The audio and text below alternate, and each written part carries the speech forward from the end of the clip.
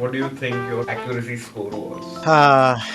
You asked me a bit late because if I say 91.9, that's cheating. If I say 91.8, you will suspect that I'm cheating. I just saw it. My feeling was I made 2 or 3 inaccuracies, which could have been punished if the bot was not in such a merciful level. Okay, as you can see, the bot has complimented itself. He's very proud of his 4th and 5th moves, but in this case, I agree. My 4th move was probably just careless. I like this. The bot itself says that bishop g4 is a mistake, but then doesn't say why he played it. It also indicates a very useful thing to know, g5. I would then be able to play b4 myself.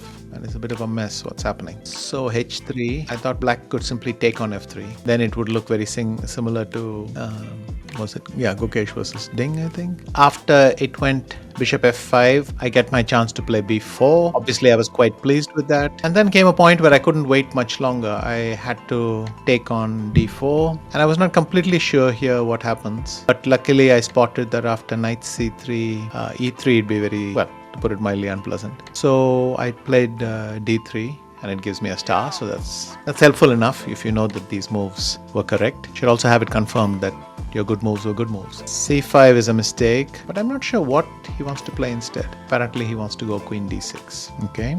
Because now I get the ending that I want. Bishop takes d4.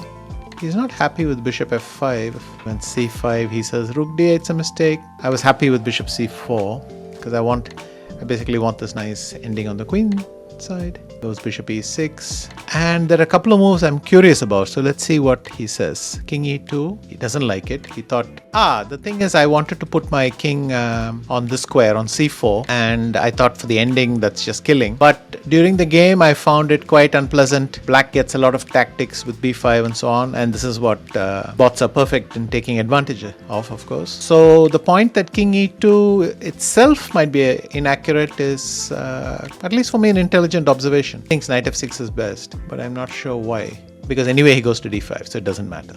Okay. And king c4 he says is okay. He thinks rook e1 is slightly pointless, which is harsh. We all like to just make some moves at the board, with the hand. And king f7, I went knight f3. His lord approves. King e7. And now I'm curious if I should have played rook e4. Yes. He confirms that rook e4 is good, but he doesn't. Knight c3, rook e1, so he doesn't care much for it. So that's also nice to know. Round about here, he took knight f4. Because clearly, if he removes my knight, he gets some counterplay. I went to e5, slightly heart in the hand. Obviously, I hope this threat works, but then he goes knight takes g2. And rook e4 is correct.